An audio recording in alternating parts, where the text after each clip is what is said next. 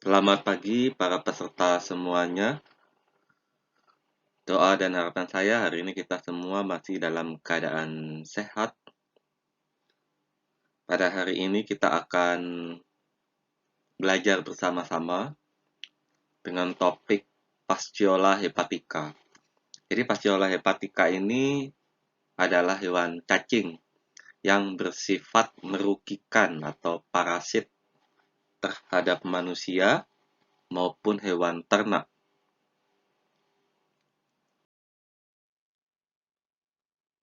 Sebelumnya, saya mengucapkan selamat datang kepada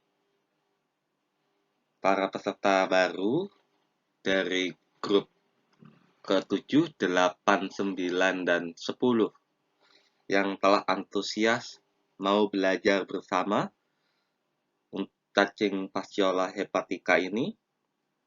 Dan harapan saya selaku founder, para peserta yang ada di grup kawan biologi ke-7 dan 10 setelah acara ini dapat tetap bertahan, karena setelah acara ini kami memberikan banyak informasi, sharing ilmu setiap minggunya oleh rekan-rekan kami, ya, terutama dari asisten mentor. Jadi perkenalkan bahwa kami ini dari komunitas kawan biologi. Semua apapun, baik guru, siswa, mahasiswa, dosen, dokter, peneliti, dan sebagainya. Tidak hanya di bidang biologi, tetapi juga cabang-cabang dari biologi. Semua dapat berkumpul di dalam komunitas ini. Saya selaku founder, dan apabila Bapak, Ibu, dan rekan-rekan melihat yang ada di depan layar, ini adalah tim solid dari kawan biologi yang akan nantinya mengisi setiap minggu secara bergiliran di masing-masing grup kawan biologi dari grup 1 hingga yang ke-10. Semua tersebar dari tim asisten mentor, mulai dari guru, mulai dari dokter, peneliti, kandidat S2 dan S3, serta pelatih olimpiade. Semua kita akan sama-sama belajar dan saling sharing, saling diskusi untuk membangun keilmuan kita. Baik, perkenalkan, nama saya Herbert Adrianto. Saya biasa dipanggil Herbert. Kemudian saya bekerja sebagai dosen di unit bagian parasitologi Fakultas Kedokteran Universitas Ciputra, Surabaya. Pendidikan saya S1 saya biologi di Fakultas Sains Teknologi dan Universitas Airlangga. Kemudian saya melanjutkan sekolah S2 kedokteran tropis di Fakultas Kedokteran Universitas Airlangga juga. Ini email saya, kemudian Instagram, ada Pak HB menulis, atau saya sendiri, Herbert Rubai, atau kawan biologi.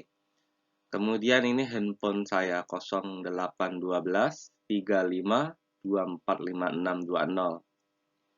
Silahkan apabila ada yang ingin di-sharingkan atau ingin melihat segala aktivitas update dari kawan biologi atau program kami maupun buku-buku terbitan yang saya tulis. Selain sebagai dosen, sebelum saya bergabung sebagai dosen, saya menjadi tim persiapan pendirian FK Universitas Ciputra, kemudian pembina kemahasiswaan, tapi sekarang sudah lepas, tapi sampai sekarang saya menghandle koordinator lembaga penelitian tingkat fakultas. Dan selebihnya yang ke bawah.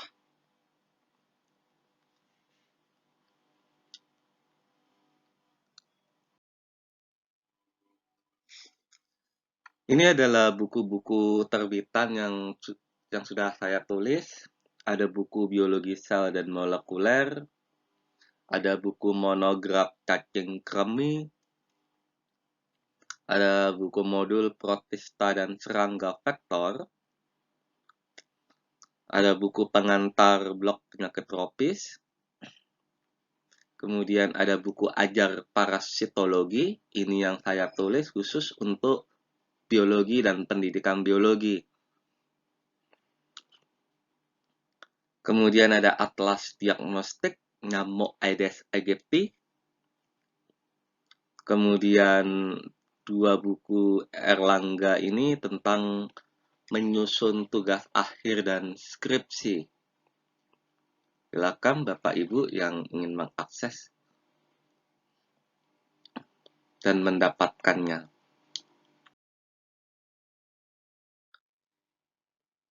Selain sebagai dosen, saya juga founder dari komunitas kawan biologi Indonesia. Jadi memang Bapak Ibu perlu mengetahui juga, setiap saya mengisi setiap bulan, biasanya akan ada pendaftar baru, dan pendaftar baru tersebut pasti akan masuk ke dalam grup kawan biologi yang baru juga. Dengan demikian, kalau saya mengisi bulan depan, berarti akan ada grup kawan biologi yang ke-11. Kemudian selain itu saya instruktur workshop menulis dan mencari penerbit buku ajar, instruktur modul, dan narasumber bersama penerbit. Silahkan para peserta semuanya yang ingin belajar menulis dan membuat modul dapat bergabung mengikuti Instagram saya di Pak HB Menulis.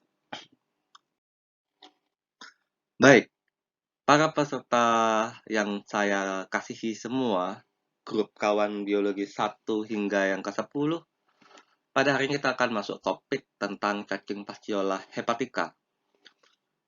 1-4 yang ada di layar ini adalah nama-nama lain, sebutan lain dari cacing Fasciola hepatica. Tapi yang paling sering kita temui di beberapa literatur adalah sheep liver fluke atau cacing hati domba. Ini yang perlu kita ketahui. Lalu bagaimana kabarnya di Indonesia? Apakah ada cacing Fasciola hepatica?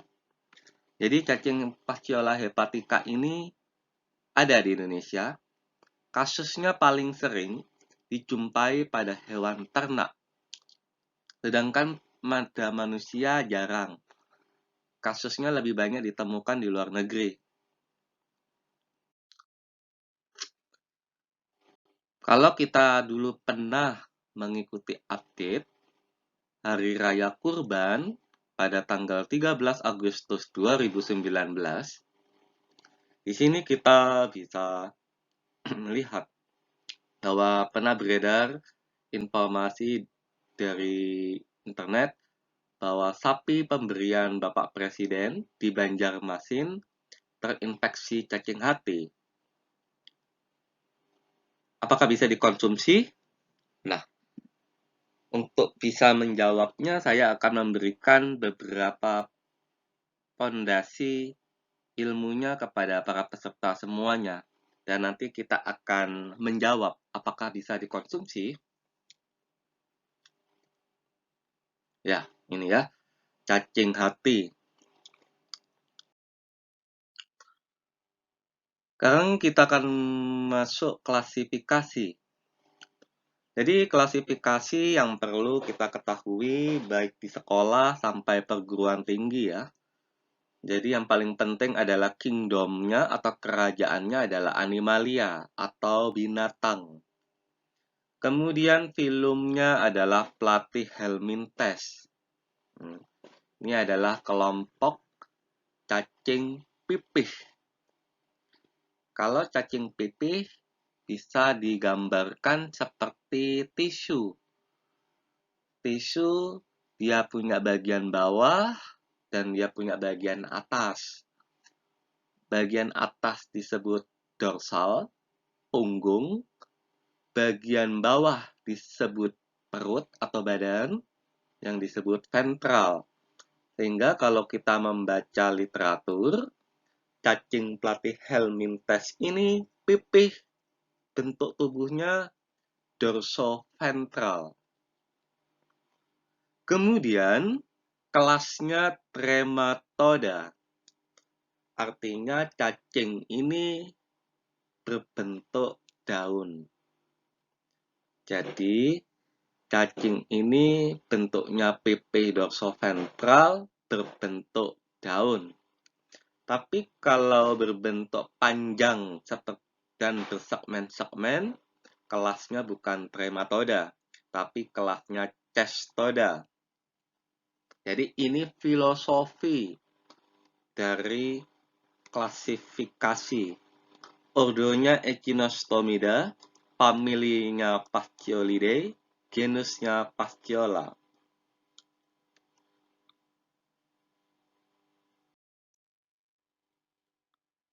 Nah, ini kalau kita melihat dari klasifikasi ini, bentuknya pipih dorsoventral platyhelminthes. Kalau kita lihat gambar di sebelah kiri, ada segmen-segmen panjang pita. Ini adalah kelompoknya platyhelminthes kelas Cestoda. Sedangkan di sebelah kanan atas, pipih berbentuk daun, ini adalah Trematoda. Sedangkan di sebelah kanan bawah, karena dia bentuknya silinder, maka dia bukan filum Platyhelminthes, tapi dia Nematoda. Jadi sudah berbeda kelompok ya. Nah, cacing Fasciola hepatica ini dipelajari di mana dalam keilmuan parasitologi. Memang tidak semua di beberapa universitas program studi biologi memiliki mata kuliah parasitologi.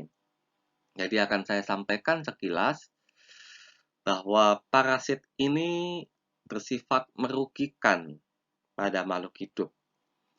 Terdiri dari 3 kelompok dalam keilmuannya. Kalau kita melihat sebelah kanan, dalam bentuk sebuah pohon, batang besar ini adalah keilmuan parasitologi. Kemudian dia bercabang menjadi 3 ilmu yang mempelajari spesifik lagi, ada protozoa. Kalau menjadi ilmu tersendiri adalah protozoologi. Kemudian cacing, helmintologi. Kemudian arthropoda, ilmu yang dipelajari, entomologi. Untuk cacing Fasciola hepatica, ini masuk kelompok cacing atau helmin yang bersifat parasit. Memang ilmu ini sangat unik dan memberikan kesempatan yang lebar. Mengapa? Karena tidak banyak orang yang menggeluti parasit. Bahkan di Fakultas Kedokteran sendiri jarang ada yang mengambil jurusan S2 parasitologi. Kadang setiap tahun bisa 2-3 orang, bahkan tidak ada mahasiswanya. Jadi ini peluang besar untuk mempelajari parasitologi, karena ini banyak sebenarnya kasusnya. Ini adalah seperti yang telah saya sebutkan bahwa sedikit para pakar parasitologi, tapi penyakitnya serius. Bahkan oleh WHO, beberapa daftar penyakit di negara tropis yang sering terabaikan, sehingga sampai sekarang masih banyak, ya, didominasi oleh parasitologi. Kalau kita lihat ada dengue dan chikungunya, ini disebabkan virus yang dibawa oleh parasit nyamuk. Kemudian ada dracunculiasis, cacing, foodborne trematoda, ada trypanosoma, ada leishmania, ada filaria, kemudian ada scabies, schistosomiasis, STH, taeniasis. Nah, ini semua hampir dominan oleh parasit. Nah, sekarang kita fokus pada foodborne trematodiasis, yang artinya adalah penyakit yang disebabkan oleh cacing trematoda melalui makanan. Nah, ini langsung ya ditetapkan serius oleh WHO. Ini adalah slide dari WHO sendiri yang membahas tentang foodborne trematodiasis.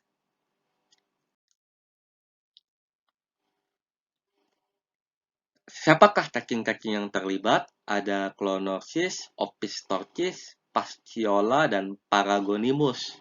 Nah, kita akan fokus pada Fasciola. Ini adalah morfologinya. Jadi ini morfologi telur dari cacing Fasciola hepatica yang ditemukan di dalam tinja atau feses, ya, kotoran keluar dari anus penderita manusia. Morfologinya kalau kita amati bahwa telur dapat dilihat dengan mikroskop, bentuk telurnya oval lonjong, mempunyai operkulum yang kecil, dan dinding yang tipis transparan. Jadi ini yang paling penting ya. Bentuknya oval lonjong, mempunyai operkulum yang kecil, dan dinding tipis transparan. Ini ukuran panjang telur. Kemudian yang paling penting juga karena ini ada kadang ada miskonsepsi, ada kesalahan ya pada penjelasan di buku biologi SMA.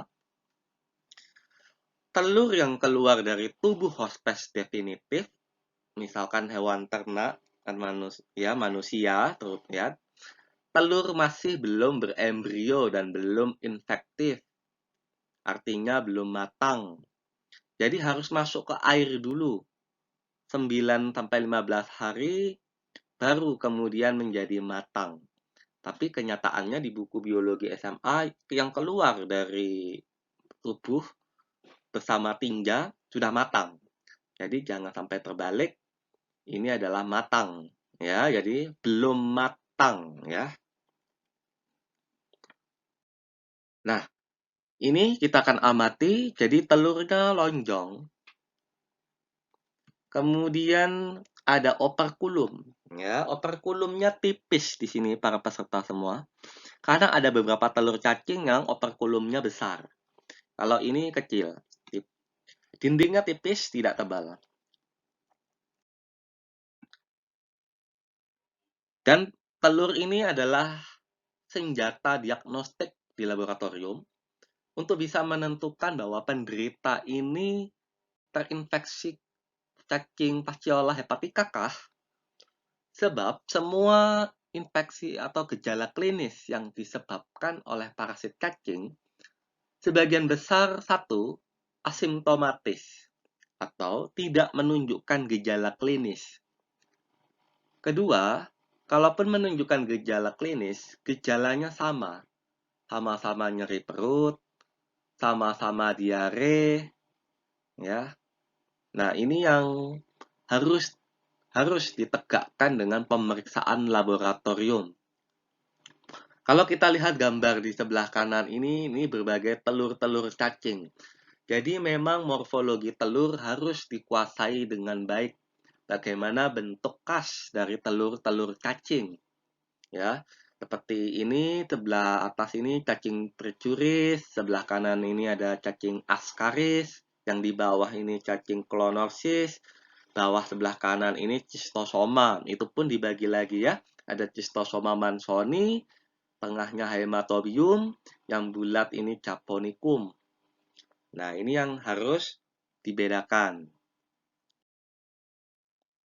Ini gambar yang dari artikel jurnal. Kalau kita melihat paling ujung sebelah kiri, ini adalah telur yang belum berembrio ya. Jadi banyak butiran-butiran kasar di dalam telur. Nanti setelah masuk ke air, dalam kurang lebih 2 minggu, maka akan menjadi matang. Kemudian baru akan paling sebelah kanan keluarlah larva yang bersilia yang disebut Miracidium.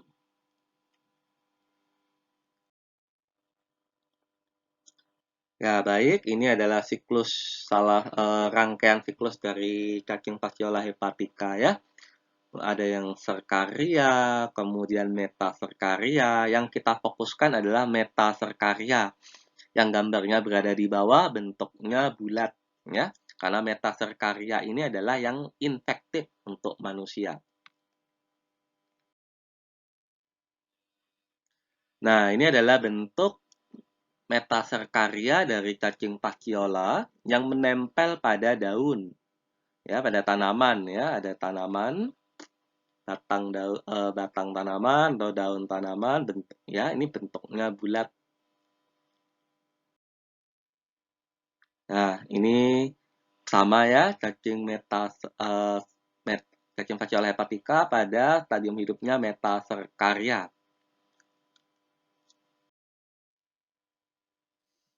Morfologi dewasa ini yang perlu juga kita amati selain telur, kemudian metaserkaria, kemudian cacing dewasa.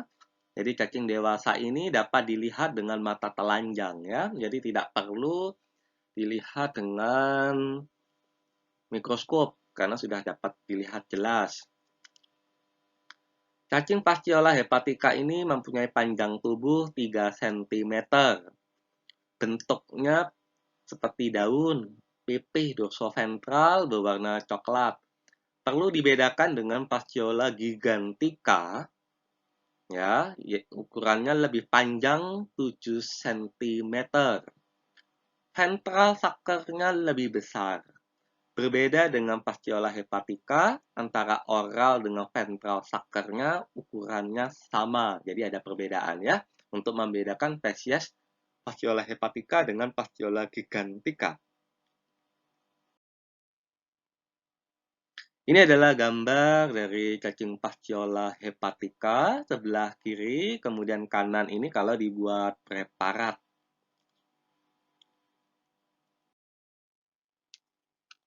Ya, ini adalah cacing fasciola hepatica dari hasil bedah dari hati hewan ternak ya. Baik, jadi ada ciri khas yang perlu kita ketahui dari cacing fasciola hepatica. Jadi cacing dewasa ini memiliki tonjolan di daerah anterior. Jadi anteriornya lebih sempit, ya, membentuk sebuah seperti segitiga, sedangkan bagian ekor atau posteriornya lebih lebar dibandingkan anterior.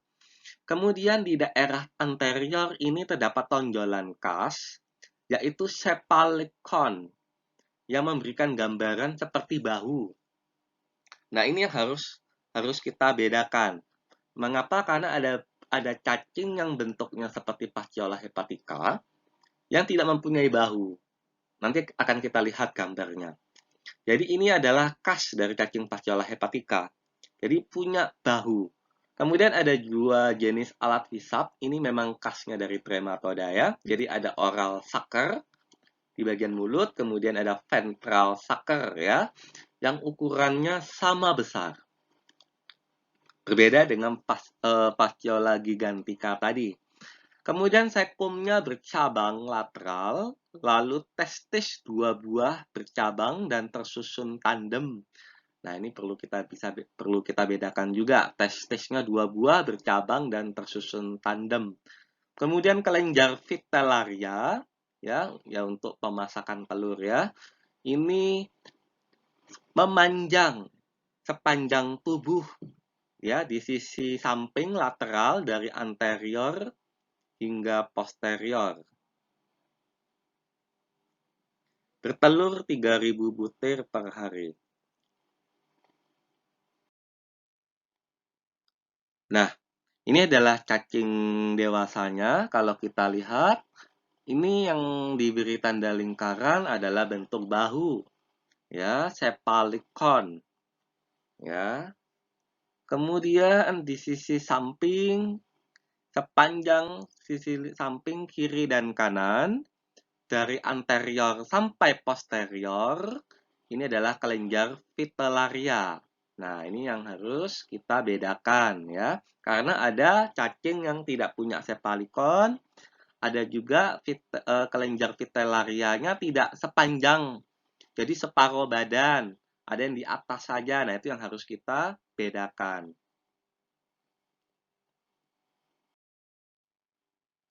Nah, ini ada mulut ya, gambar di sebelah kiri ada mulut, dan ini adalah oral sucker.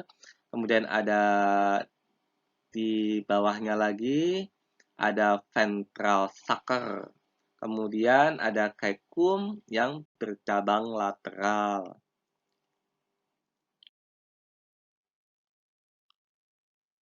Ini adalah gambar dari Fasciola hepatica. Nah, ini adalah kelenjar vitellaria. Ya, memanjang sepanjang kiri panjang dari atas sampai bawah, anterior hingga posterior. Kemudian ada testis. Testisnya ada dua ya, ada dua testis, kemudian bercabang-cabang dan kemudian tersusun tandem. Ya, artinya ada overlapping. Nah, inilah yang saya sampaikan kepada para peserta semua, Bapak, Ibu, dan rekan, bahwa kita perlu memantau bentuk khas dari cacing. Nomor 1 ini Fasciola hepatica, nomor 2 ini Fasciola gigantica, lebih panjang ya. 3, Fasciola hepatica 3 cm, kemudian Fasciola gigantica 7 cm. Kemudian yang ketiga ini adalah cacing Fasciolopsis buski, yang mana ukurannya lebih besar, kemudian dia tidak punya bahu. Nah, ini yang bisa dibedakan ya. Kemudian ada yang keempat, cacing Clonorchis sinensis. Nah, kalau kita lihat pistolarianya hanya separuh saja, tidak sepanjang. Atau ada nomor 5, cacing Metagonimus yokogawai, yang mana testisnya bentuknya bulat. Ya, testisnya bulat. Kemudian oblik atau serong ya. Karena nanti ada juga yang cacingnya, testisnya berdampingan, tidak serong oblik ya. Nah, ini yang perlu kita pelajari dari morfologi cacing-cacing ini.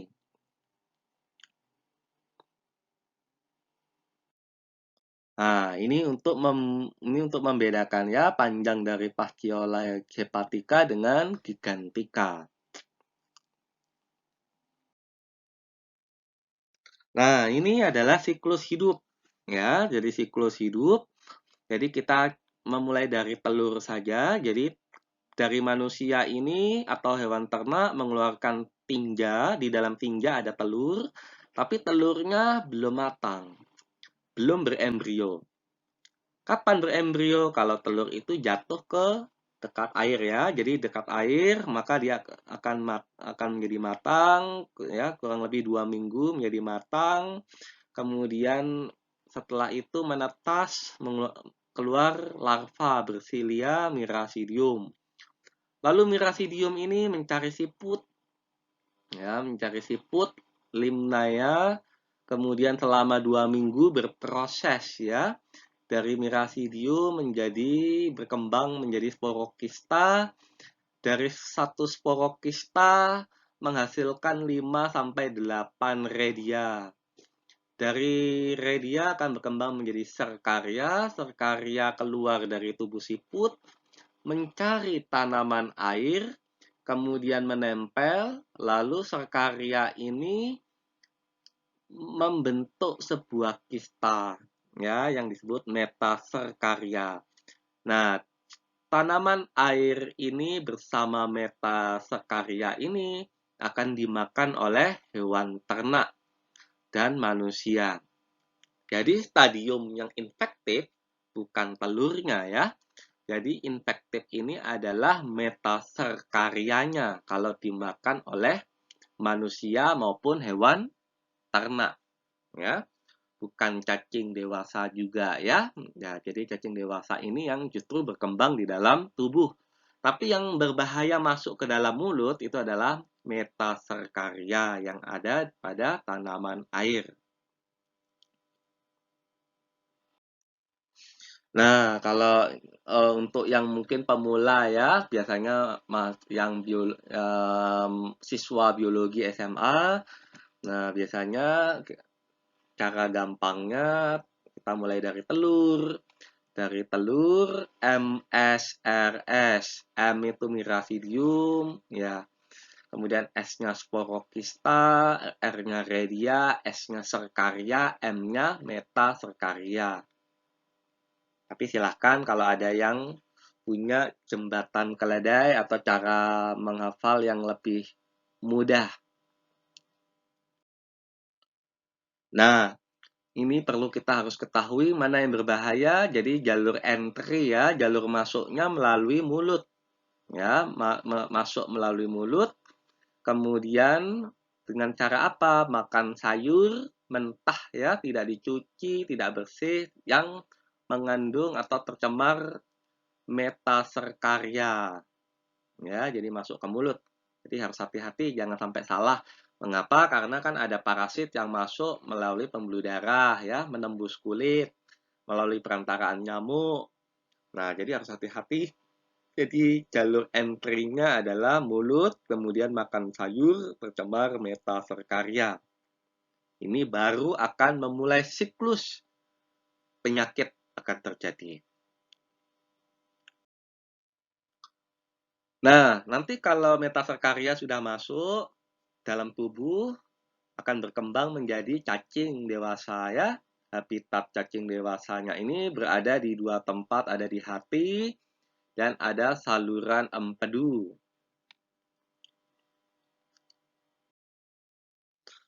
Nah, untuk hospes perlu kita bedakan, perlu kita kenal ya. Kalau belajar parasitologi harus tahu hospes. Karena kalau tahu hospes, maka kita akan tahu bagaimana cara pengendalian cacing ya.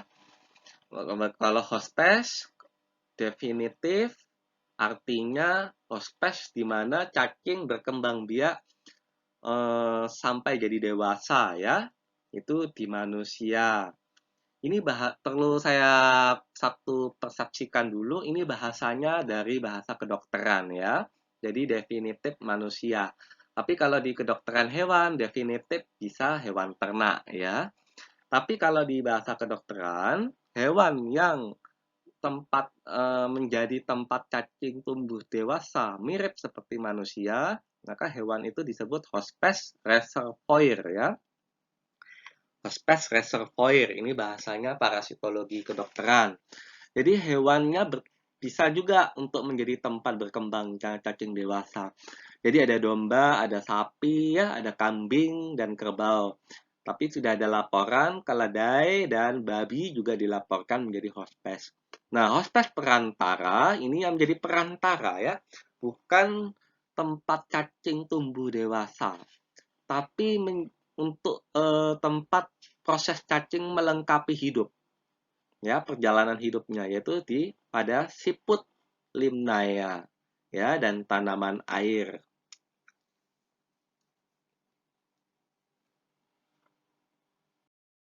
Nah, ini adalah beberapa contoh gambar dari siput.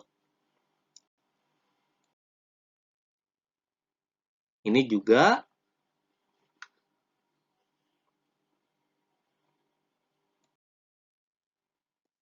jadi kalau kita buat, kalau di kedokteran, memang mahasiswa kedokteran atau dokter harus tahu apa dua stadium penting ini. Jadi stadium infektif ini adalah metaserkaria. Sedangkan stadium diagnostik pada saat pemeriksaan lab harus menemukan telurnya ya. Jadi telur yang berbentuk lonjong, dindingnya tipis, operkulumnya tipis juga ya. Belum berembrio atau imatur. Lalu bagaimana dengan gejala klinis? Nah, gejala klinis sebagian besar asimptomatis ya, jadi tidak menunjukkan gejala-gejala yang nyata padahal dia terinfeksi. Jadi bisa jadi karena cacingnya masih sedikit ya, hanya satu. Bisa juga daya tahan imunnya masih bisa membackup ya, belum. Jadi gejala klinis yang berat itu tampak memang karena ketika parasit cacing di dalam tubuh sangat banyak ya. Nah, gejala klinis yang terjadi ada dua tahap. Jadi pada tahap akut dan tahap kronis ya. Ini kalau tahap akut ini ada demam, muntah, diare, nyeri di abdomen, hepatomegali, obstruksi atau dilatasi saluran empedu oleh cacing dewasa. Kemudian pada tahap kronis, abses pada parenkim hati. Ya, migrasi cacing muda dari usus ke hati menimbulkan lesi di dinding usus. Kemudian menyebabkan anemia karena cacing ini memakan jaringan hati dan darah. Sedangkan pada hewan ternak untuk fase akut ini nafsu makan turun ya. Hewannya jadi bodoh ya, dungu. Kemudian lemah, pucat, nyeri pada hepar kalau disentuh. Pada tahap kronis maka muncul bengkak ya. Jadi ada bengkak edema pada bagian daerah mulut ya, pada submandibula atau yang biasanya disebut botol jaw. Kemudian anemia ya karena sudah dihisap darahnya dihisap oleh cacing. Cepat lelah, diare, ya, kurus, kemudian nanti 2 sampai 3 bulan kemudian kematian. Kalau pada hewan ternak seperti sapi, produksi susunya pasti menurun. Kalau hewan ini mati, kemudian dibedah ya, pasti akan ditemukan hati dan saluran empedunya keras tapi rapuh ya, keras tapi rapuh. Kemudian ada ditemukan cacing juga. Lalu peranannya dalam kehidupan yaitu penyakit yang disebabkan. Nah, penyakitnya ini diikuti dari nama cacingnya. Karena cacingnya Paschiola, maka penyakitnya disebut Paschioliasis. Tersebar luas di dunia ya, terutama di negara yang banyak peternakan ternak ya. Nah, ada Kuba, ada England, ada France, ada Asia, bahkan pernah outbreak. Kalau di Indonesia, karena kita banyak kambing sama sapi ya, jadi kambing yang lebih peka sekali ya, terutama ternak muda ya. Ada kambing lebih peka, baru kemudian sapi. Tapi kasusnya yang kita dengar, kebetulan sapi, karena hewan kurban. Nah, lalu tindakan medisnya bagaimana? Ya, tentu kalau manusia harus dibawa ke dokter ya, karena memang kan ada nyeri abdomen, kemudian ada diare, ya ada lesu, ya anemi. Nah, ini kan pasti ke dokter. Tapi nggak tahu ini tuh sakit apa. Baru dianamnesa dulu, pemeriksaan fisik, ya. Kemudian pemeriksaan lab sudah untuk menegakkan diagnosa. Kalau nanti ternyata positif terinfeksi cacing Paschiola, maka baru diberikan obat ya. Untuk cacing ini praziquantel ya. Kalau kurang baik triclabendazole. Sedangkan hewan ternak ini diberikan karbon tetrakloride ya. Paling bagus diberikan dengan cara intramuskular dan subkutan ya. Kalau oral boleh, tapi lebih efektif untuk parasit yang usianya sudah tua. Tapi kalau mau yang muda ya dan dewasa, maka menggunakan obat yang diberikan secara intramuskular dan subkutan. Nah, ini penegakan pemeriksaan laboratorium. Jadi ada pemeriksaan darah, pasti akan tinggi ya darahnya, terutama eosinofil. Karena ini untuk infeksi cacing. Kemudian perlu pemeriksaan tinja. Jadi untuk menemukan telur cacing. Pemeriksaan tinja ini macam-macam.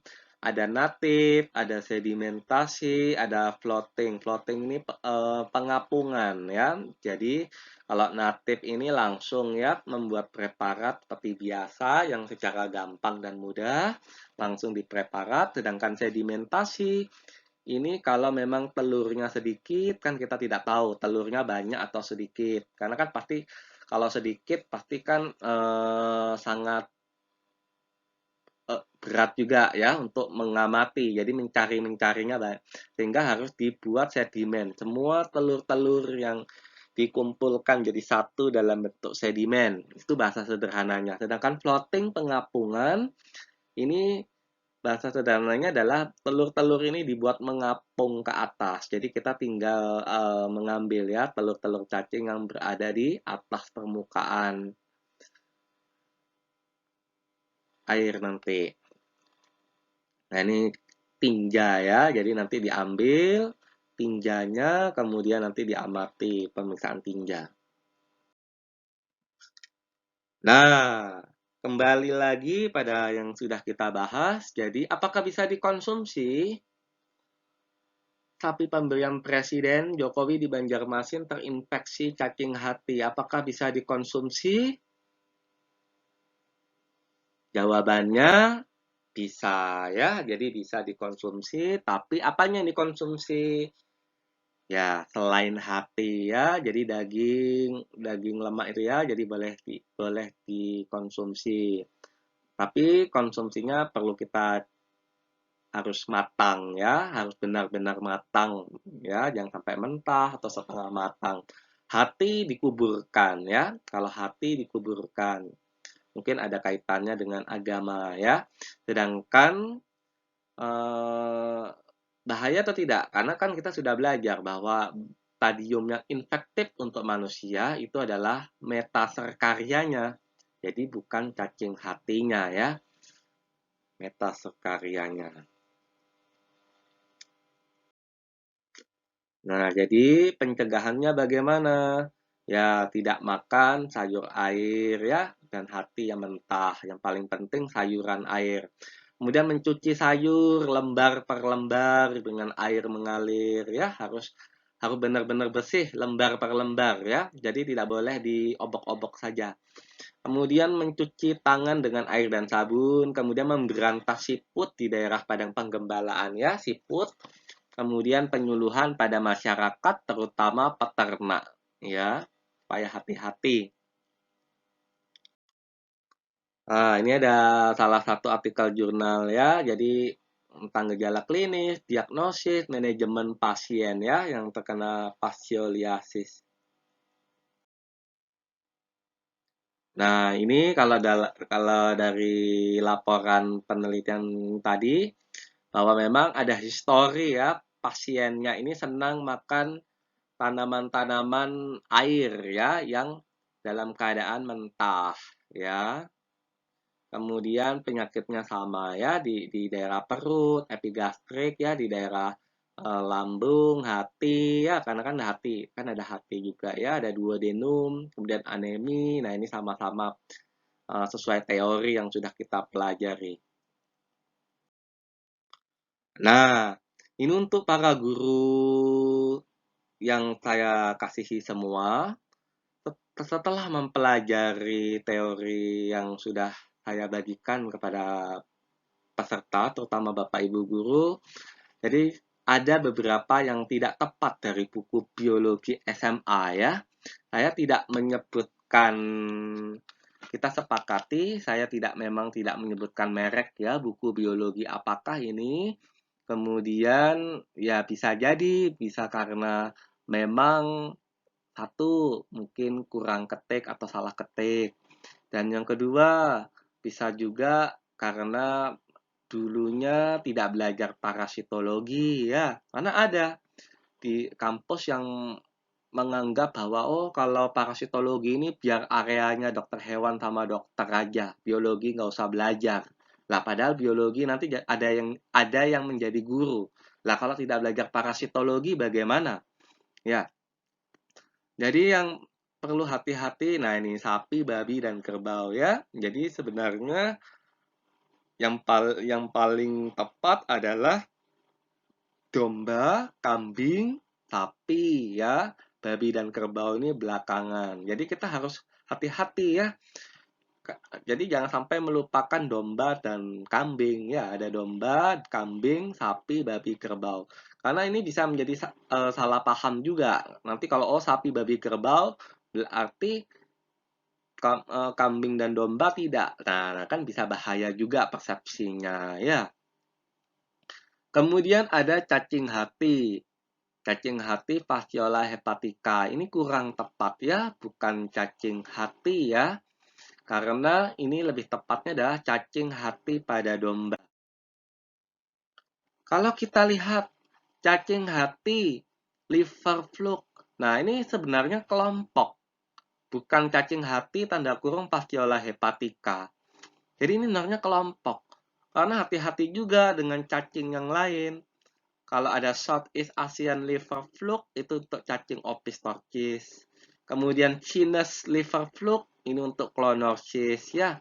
Jadi nggak bisa dibilang cacing hati ya. Jadi harus cacing hati domba karena tadi sudah kita pelajari di awal pengenalannya sheep liver fluke berarti cacing hati domba ya.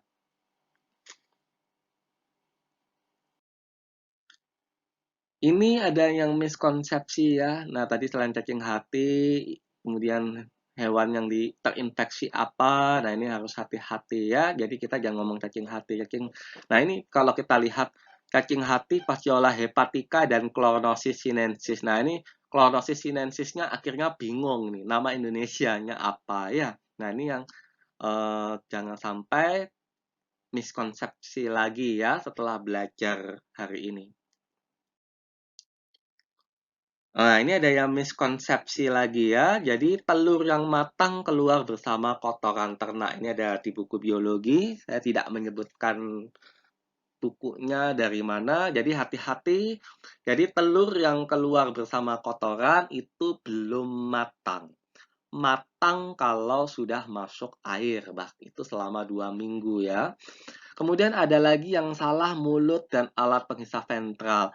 Mulutnya ada yang ada di garis panah ini. Padahal sebenarnya dia paling atas ya, yang sudah kita pelajari. Kemudian alat penghisap ventral menunjuk ke sini. Padahal ini apa? Ini usus, bisa juga kelenjar vitellaria. Jadi ini ada yang salah ya. Jadi jangan sampai salah. Ini juga bisa bahaya ini. Baik, ini referensinya. Saya ambil dari sini. Ini adalah buku yang saya tulis ya. Ini buku pertama di Indonesia untuk pegangan biologi dan pendidikan biologi. Di sini selain teori, saya sajikan juga ada soal-soal tantangan.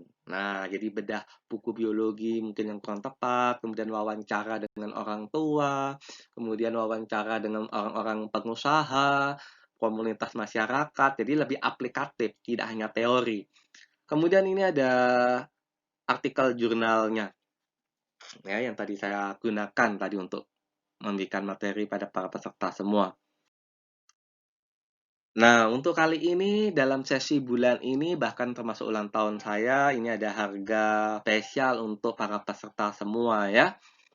Jadi 250 halaman full berwarna 100.000 belum termasuk biaya ongkir. Silahkan para peserta semua, Bapak Ibu, maupun institusinya, perpustakaannya, silahkan dapat memanfaatkan buku ini ya. Jangan sampai nanti miskonsepsi hanya karena tidak belajar parasitologi. Bahaya nanti kalau kita berikan pada peserta didik sampai salah. Baik, ini Instagram saya, Bapak Ibu bisa mengupdate segala aktivitas program ya, program belajar, kemudian buku-buku saya, Pak Habib menulis. Kalau pribadi, saya Herbert Rubai, ada handphone, ada email. Silahkan Bapak Ibu dapat mengakses.